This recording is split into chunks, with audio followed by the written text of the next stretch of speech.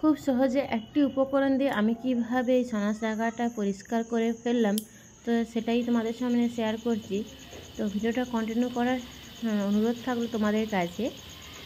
তো আশা করি সবাই ভালো আছে, সুস্থ আছে, আমিও বেশ ভালো আছি। আর নতুন একটা ভিডিওতে তোমাদের অনেক স্বাগত জানাই। তো দেখো, একটা পাত্রে আমি জল নিয়ে নিয়েছি, তো সেটা এখন ফুটছে জলটা।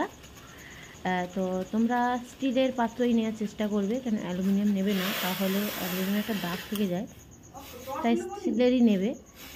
আমি হাফ চামচ ওই ডিটারজেন্ট নিলাম, আমাদের গ্রামের ভাষায় সার্ফ বলে থাকি, সেটাই নিলাম আর কি। নিয়ে একটু ফুটালাম, একটু বলতে 1 মিনিটের মতন আর কি।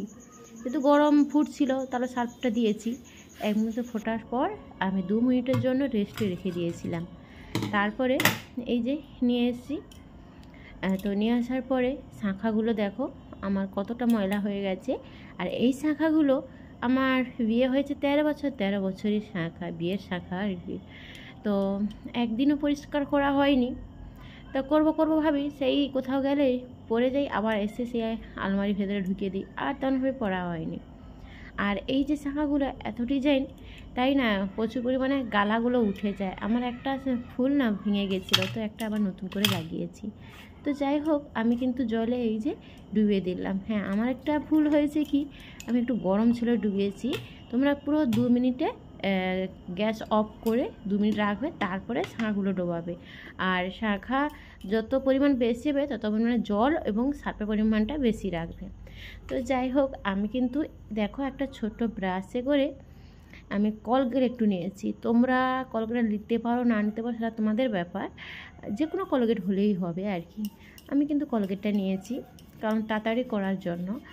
আর তোমরা যদি এমনি ব্রাশটাকে জলে ডুবিয়ে ঘষতে পারো, তার কোনো সমস্যা নেই, যেহেতু জলে সার্ফ আছে, তো সেটা নিয়ে ঘষলে কোনো সমস্যা নেই, সেটা নিয়ে ঘষলে হয়ে যাবে। আমি একটু নিয়েছি আর কি, যেহেতু তাড়াতাড়ি হওয়ার জন্য আর কি। তোমরা করতে পারো, এটা কিছু ব্যাপার নয়। তো যাই হোক, দেখো আমি কীভাবে ঘষে নিচ্ছি। আমার রেগুলার ইউজের জন্য যে শাঁখা হয়, সেই শাঁখাগুলো আমরা যখন ব্যবহার করি প্রচুর পরিমাণে ময়লা হয়, কারণ এখন তো সাবমার্সিবলের জলে প্রচুর পরিমাণে আয়রন থাকে। বা গ্রামের বউরা তারা যখন ওই মাঠে কাজ টাজ করে, ঘরে মাঠের কাজ টাজ করে, তখন প্রচুর কাদা ময়লা হয়ে প্রচুর কালো হয়ে যায়। তো সেটার একটা ভিডিও পরিষ্কার করার, তো সেটা একটা ভিডিও আমার চ্যানেলে অলরেডি আছে, সেখানে অনেক ভালোবাসা তোমাদের পেয়েছি। সেটা তোমরা দেখতে পারো, দেখলেই বুঝতে পারবে কতটা পরিমাণে পরিষ্কার হয়ে গেছে ওই শাঁখাগুলো, রেগুলার শাঁখাগুলো। তো দেখতে পারো তোমরা আমার চ্যানেলে গিয়ে। তো দেখো, আমি কিন্তু ভালোভাবে একটু ঘষে নিচ্ছি আর কি। এবারে আর একটা কথা বললে, এটা হচ্ছে আমার ফার্স্ট টাইম, আমি জানতাম না এইভাবে পরিষ্কার হয় বলে। আমি পরিষ্কার করছি, মাথায় এলো আইডিয়াটা, কারণ আমি রেগুলার ইউজের জন্য যে শাঁখাটা পরিষ্কার করেছিলাম, সেরকম একটা আইডিয়া আমি মাথায় করেছি। দেখলাম ভালোই পরিষ্কার হয়েছে, খুব সুন্দর হয়েছে। তো তাই জন্য সেই ভিডিওটা তোমাদের সামনে একটু শেয়ার করে দিলাম, যাতে তোমাদেরও কাজে লাগবে আর কি। তো দেখছো, আমি আরেকটু কলগেট নিয়ে আরেকটা শাঁখা একটু ঘষছি, দেখো। হ্যাঁ, আর এই যে সার্ফ জলটা ব্যবহার হয়ে গেলে, মানে আমার ঘষা মাজা হয়ে গেলে শাঁখাগুলো, তারপরে তোমরা কি করবে, রাতে ডিনারের পর বা দুপুরবেলা খাওয়া দাওয়ার পর যতগুলো বাসন হবে, সব বাসনেই এই জল দিয়ে ধোয়া হয়ে যাবে। জলটা কিন্তু ফেলবে না এমনি করে, বা বেশি মোছামুছির জন্য ব্যবহার করতে পারো। আমি কিন্তু এটাই করেছি। তো যাই হোক, চলো। আর পলাও যদি থাকে, সোনার পলা, এইভাবেও পরিষ্কার করতে পারো, কোনো সমস্যা নেই। একদম অতিরিক্ত বললাম যে তোমাদের গরম জলে রাখবে না, পুরো যখন গ্যাসের নবটা অফ করবে, তারপরে 2 মিনিটে রেস্টে রাখবে, যেন আলতো গরম থাকে। তারপরে 2 মিনিটের জন্য ভিজিয়ে রাখবে, তারপরে তোমরা ঘষাঘষি করবে আর কি। করলে দেখবে কতটা পরিষ্কার হয়েছে। হ্যাঁ, আমি যখন এই যে মুখে বলছি, হয়তো তোমাদের বিশ্বাস হচ্ছে না, বা কাজ করছি, হয়তো আমার মোবাইলে ক্যামেরা কোয়ালিটি যতটা ভালো না, তাই ততটা তোমরা বুঝতে পারছো না। কিন্তু তোমরা নিজেরা যখন প্র্যাকটিক্যাল করবে, তখন তোমরা অবশ্যই প্রমাণটা পেয়ে যাবে।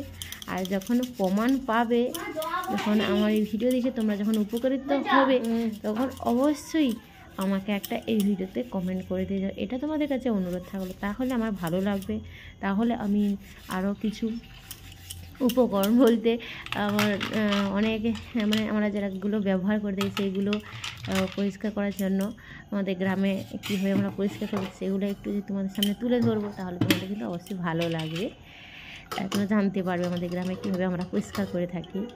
দেখো আমি একটা নর্মাল জল নিয়েছি ধোয়ার জন্য, এই দেখো ধুয়েছি, কতটা দেখো পরিষ্কার লাগছে, মানে আমি চোখকে বিশ্বাস করি না যে এতটা পরিষ্কার হবে। হয়তো তোমরা বুঝতে পারছো না, আমার ক্যামেরাটা কোয়ালিটি খারাপ, কিন্তু দারুণভাবে পরিষ্কার হয়ে গেছে।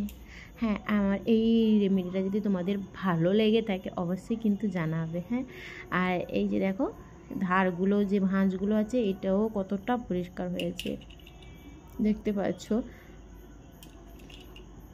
আর এই যে কোনটা না, এটা হচ্ছে গালা, বুঝতে পারছো, গালা। আর এই শাখাগুলো গালা তো দিতেই হবে, না হলে ফুলগুলো খুলে যাবে। দেখতে পাচ্ছ গালাগুলোও সুন্দরভাবে আঁটে আছে। আমার একটা গাল না আগে থেকেই খোলা আছে। আমার শাখার এই ডিজাইনটা না একটুও ভালো না, উপরেরটা ভালো কিন্তু শাখাটা একটু বাঁকা, তাই জন্য না একদম থাকে না গো ফুলগুলো, কোনো দিন উঠেও যায়, অনেক সময় উঠে পড়ে গেছিলো একবার। আর দেখো আমার নিত্যদিনের শাখাগুলো যে পরে আছে কতটা পরিষ্কার লাগছে, দেখেই তো তোমরা হয়তো বুঝতে পারছো। কোনো একটুকু লাল পোর্শন কালো পোর্শন একদম নেই আমার শাখাগুলো। এমনি সবসময় ব্রাশ বলতে এইভাবেই আর কি, এইভাবে বলতে নিত্য যে প্রয়োজনে যে মানে শাখা পরিষ্কার করার যে একটা রেমেডি আমাকে দিয়েছি অলরেডি চ্যানেলে, সেটা তোমরা দেখে নেবে, সেটা দিয়ে আমি করি আর কি। তো চলো বন্ধুরা, এখানে এই ভিডিওটা শেষ করছি।